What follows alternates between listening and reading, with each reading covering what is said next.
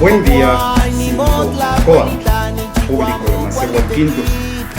A propósito de la reforma al Poder Judicial en proceso, hace algunos días publicamos en Macehualquintos una sentencia, un par de oraciones, palabras entrecomilladas, señalando y aclarando con ello que esas palabras no son nuestras, sino de alguien más. En realidad, es un tuit que a la letra dice: después de ser una monarquía, el 4 de octubre de 1824, México se convirtió en una república. Pasaron 200 años. En septiembre de 2024, México dejará de ser una república para convertirse en una monarquía. ¿Lo permitiremos? Eso mero dice el tuit que apareció en la red social X, antes Twitter, hace algunos días. Las palabras son del historiador Enrique Krause. Fuertes sus palabras, tan es así que el propio presidente de la República las mencionó en su mañanera, fiel a su estilo, burlándose de ellas. De por qué omití el nombre del autor tiene que ver con el tipo de falacias ad hominem. Sí, ese tipo de argumentación en el que se ataca a la persona y no lo expresado por ella. Y es que aquí en Santa Clara Huitziltepec, en la Mixteca poblana, esa es la única forma que muchos tienen de argumentar. Cuando leí ese tuit, lo hice con atención, cuidadosamente, concentrándome en su significado. Luego de un rato pensé: órales, ese vato se rifó, en el sentido de que Enrique Krause está expresando un hecho, describiendo una realidad, la cual está ocurriendo, nos guste o no, estemos de acuerdo o no, hayamos leído a Krause o no. Para ser honesto, yo no había leído a Enrique Krause hasta apenas unos 6 años. Lo encontré en mi búsqueda de la raíz, el origen, la historia de la guadalupana. Y es que resulta que los dos textos fundacionales del culto guadalupano, el Nican Mopogua y el Cuicapeucayotl, habían pasado por las manos de don José Fernando Ramírez, auténtico héroe de la historiografía, sin cuyo trabajo las fuentes de la historia del pueblo náhuatl estarían incompletas. Yo buscaba información de la vida y obra de este personaje del siglo XIX. Entre lo encontrado, me apareció el discurso de ingreso al Colegio de México del 27 de abril del 2005 de Enrique Krause, quien lo dedicó precisamente a don José Fernando Ramírez. En ese texto dice Krause, lo cito: alguna vez escuché a Octavio Paz una frase que tardé en entender: México no se ha consolado nunca de no haber sido una monarquía. Fin de la cita. Palabras muy profundas del poeta mexicano, de quien el bachillerato de este pueblo lleva su nombre.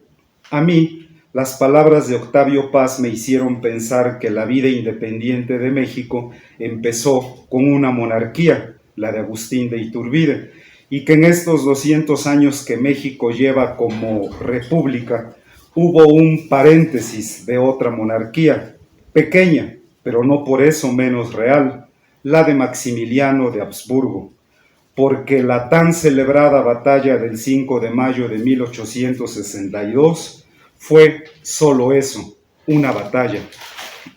Una batalla en la que el ejército republicano, al lado de indígenas de la Sierra Norte de Puebla, solo lograron hacer retroceder a las tropas invasoras. El ejército francés se replegó en Veracruz, esperó refuerzos y meses después tomaron la ciudad de Puebla, luego la de México, y luego llegó Maximiliano y se entronó como rey, como emperador, acompañado de su esposa Carlota como emperatriz. Fue un periodo fugaz de apenas un lustro, en el que los derechos de los pueblos indígenas fueron reconocidos por la monarquía y luego eliminados por completo por los republicanos, los liberales, al frente de quienes se encontraba el Benito Juárez. Al final, Maximiliano fue ejecutado el 19 de junio de 1867 en el Cerro de las Campanas, sitio donde había caído prisionero. Antes de morir, el emperador expresó: Voy a morir por una causa justa, la de la independencia y libertad de México. Que mi sangre selle las desgracias de mi nueva patria. ¡Viva México! Así dijo. Y fue así como ganó la República, lo cual no hubiera sido posible sin la invaluable y desinteresada ayuda del gobierno de Estados Unidos. Pero la República no duró mucho, pues con Porfirio Díaz se estableció una monarquía, pero vestida con ropajes republicanos. Luego vino la Revolución, pero no tardando, ya en el siglo XX, se establecieron con el PRI monarquías absolutas y sexenales, disfrazadas de gobiernos republicanos y democráticos. Luego, ya en este siglo XXI, vino la alternancia. En 2001, los pueblos indígenas exigimos que se reconocieran nuestros derechos, pero el Estado mexicano, los tres poderes de la nación, el ejecutivo, el legislativo y el judicial, nos traicionaron. Gobernó el PAN, luego el nuevo PRI, luego otra vez el PAN y ahora el nuevo PRI, es decir, Morena. El desencuentro entre Andrés Manuel López Obrador y Enrique Krause viene de años atrás. Se agudizó cuando Krause, en uno de sus escritos, lo llamó al candidato presidencial el Mesías tropical. En 2020 hubo grandes protestas en Guadalajara, Jalisco, cuando policías municipales de Ixtlahuacán asesinaron al albañil Giovanni López por no usar cubrebocas. El gobernador Enrique Alfaro acusó a AMLO y a Morena de estar detrás de los actos violentos. Enrique Krause escribió a favor de Alfaro.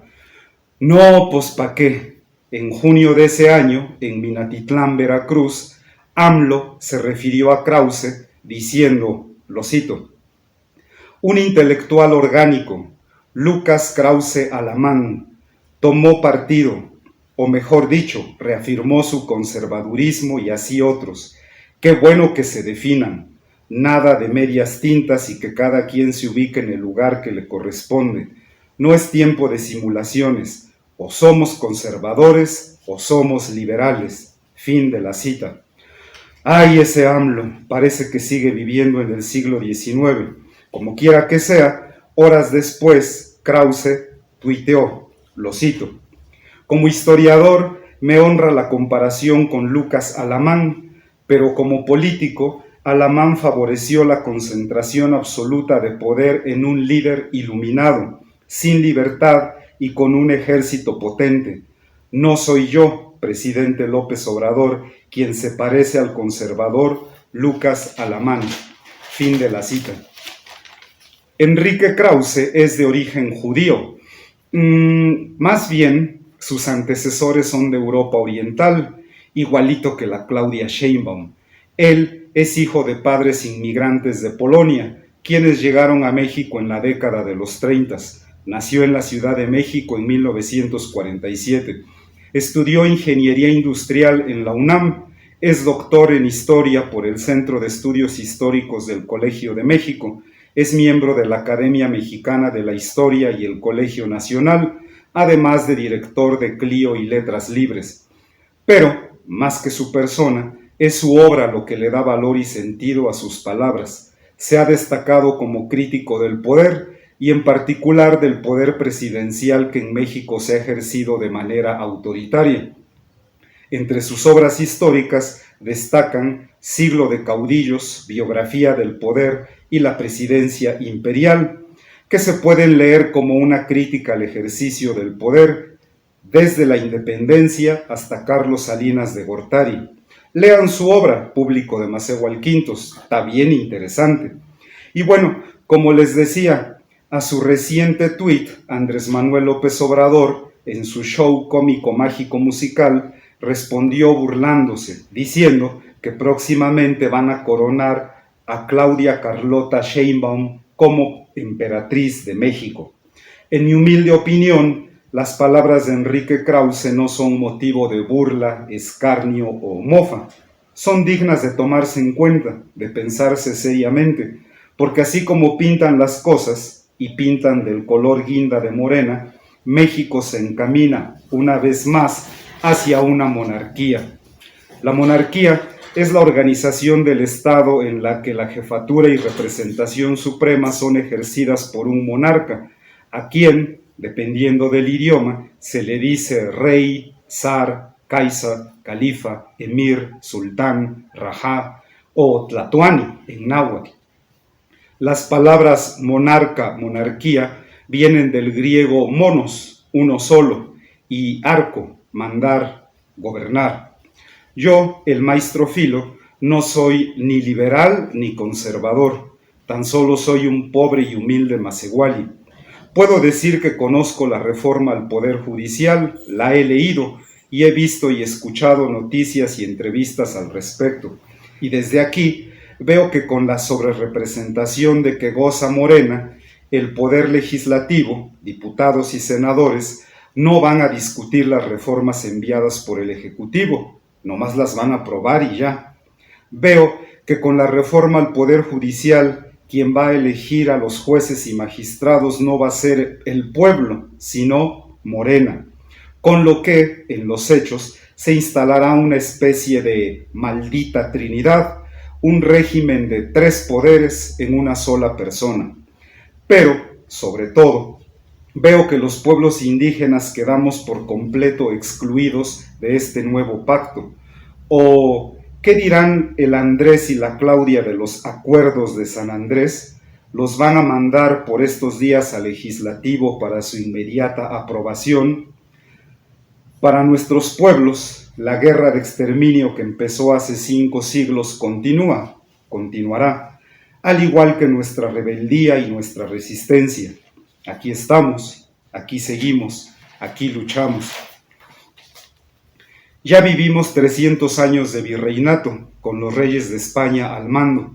Ya pasaron el primero y segundo imperios, el de Agustín de Iturbide y el de Maximiliano.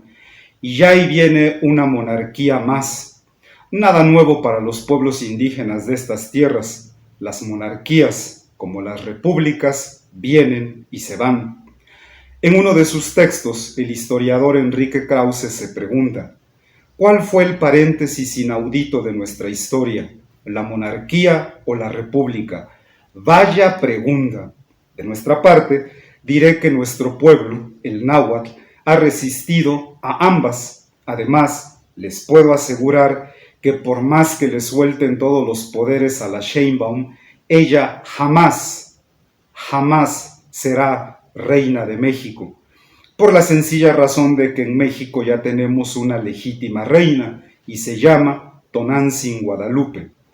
Ella, la guadalupana, es una auténtica tlatoani y sus palabras que habla, se encuentran escritas en náhuatl, en el Nican Mopogua, Macamo Ken Mochihua, in Mish in Moyolo, Kuish Amo Nican Nika ni Monantzin. Nada tienes que temer. ¿Acaso no estoy yo aquí, que soy tu madrecita? Mientras tanto, sigan viendo y escuchando.